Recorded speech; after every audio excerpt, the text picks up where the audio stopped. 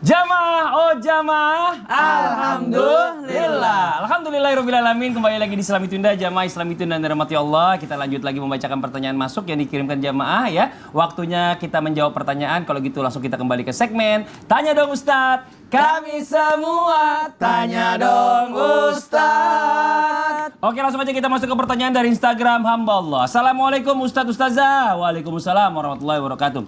Izin bertanya, bagaimana cara kita menyikapi saingan sesama penjual online yang berusaha menjatuhkan kita? Adakah doa khusus untuk penjual untuk terhindar dari mara bahaya, niat jahat dari sesama penjual agar rezeki kita selalu mendapatkan keberkahan? Terima kasih. Ustadz Maulana, mohon izin. Belajarlah sama orang di pasar itu. Tidak ada yang bertengkar gara-gara jualannya sama. Justru jalin silaturahmi, kebersamaan. Nanti kalau ada kekurangan kita bisa minta tolong ataupun bisa ambil barang dari dia. Iya, ambil barang dari dia. Harusnya jalin silaturahmi. Jangan jadikan musuh, berbuat ihsan lah. Kalau memang dia berbuat jahat kepada kita, kita balas dia dengan kebaikan. Sehingga dia sadar bahwa dia sudah melakukan keburukan terhadap diri kita. Nah, kalau berbicara tentang doa, doakan dia jadi orang baik. Jangan didoa. Rata-rata orang kalau digituin, doakan dia jadi celaka dan sebagainya. Salah. Doakan orang itu jadi baik. Bacakan Al-Fatihah, pas ihdinas siratal mustaqim, tuh sebut namanya supaya dia diberikan petunjuk untuk berada di jalan yang lurus. Nah, itu bagusnya. Dan dari sini kita bisa juga belajar, mohon maaf tanpa menggurui, hanya mengingatkan, dekatkan diri kita kepada Allah sehingga Allah akan memberikan petunjuk kepada mereka untuk senantiasa berada dalam kebaikan. Karena ketika orang berbuat baik, mohon maaf tanpa menggurui, langsung orang berkata, dia memang wajar karena dia kan jauh dari Allah. Tapi kalau orang berbuat baik, lalu dia dekat dengan Allah, aman itu. Masya Allah. Oke, terima kasih banyak Ustadz Maulana. Kita masuk ke pertanyaan yang berikutnya. Masih dari Instagram hamba Allah. Assalamualaikum warahmatullahi wabarakatuh Ustadz. Waalaikumsalam warahmatullahi wabarakatuh. Cerita sedikit nih, selama ini mertua tega banget sama ART. ART itu adalah asisten rumah tangga ya. Mentang-mentang dibayar ibu mertua, jadi semena-mena sama ART. Bahkan ART mau makan saja, dimarahin. Kerjanya diforsir banget sama ibu mertua. Bahkan keluarga ART ada yang sakit, dia pun tidak dikasih izin untuk pulang kampung.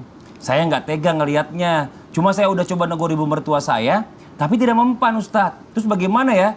Agar ibu mertua ada rasa simpatinya sedikit aja sama ART. Mohon izin menjelaskannya Habib Usman. Bismillahirrahmanirrahim. Allahumma sholli ala sayyidina Muhammad wa sayyidina Muhammad. Ingat, itu adalah ART, asisten rumah tangga, bukan budak. Berbeda. Kalau dia ART, dia bukan milikmu. Kalau budak adalah milikmu. Sekarang udah gak ada budak lagi. Oleh karena itu, yang pertama sebagai seorang mantu, kalau bisa nih, ya kan, jangan langsung ke mertuanya. Nanti kamu akan ribut. Jadi kalau bisa ke suaminya, baru ke orang tuanya. Atau ke siapa yang dia seganin atau yang dia hormatin. Biar terjadi sebuah komunikasi yang baik dan nasihat yang baik.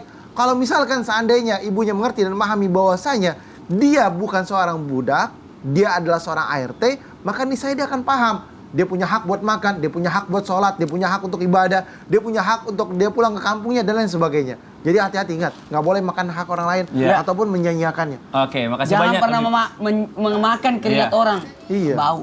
Ya. Sekarang waktu kita mendengarkan muhasabah sekaligus doa. Sampaikan guru kita Ustaz Syam. Silakan, fadhol. Bismillahirrahmanirrahim. Jamaah Islami Indah yang dimuliakan Allah Subhanahu wa taala, sulit untuk menjelaskan wanginya bunga kepada seekor lalat. Dia tetap akan selalu tertarik dengan sampah. Naudzubillahi min dzalik, tertarik dengan kotoran. Begitu pula sulit untuk menjelaskan sejuknya surga dan ganjaran Allah bagi mereka yang beriman. Dia tetap tertarik dengan neraka. Naudzubillahi min dzalik, karena tidak ada keimanan di dalam dirinya. Maka mari kita memperbaiki diri kita masing-masing agar tetap mempunyai rasa kemanusiaan.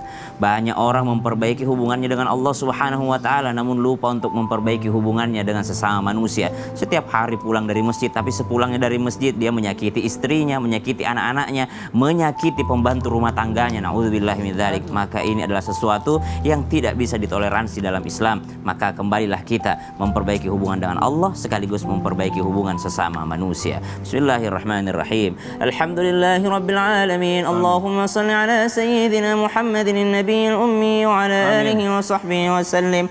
Allahumma barik lana fi Rajab wa Sya'ban وبلغنا رمضان بصحة وعافية ورزق واسعة اللهم إنا نسألك علما نافعا ورزقا طيبا طيبا وعملا متقبلا.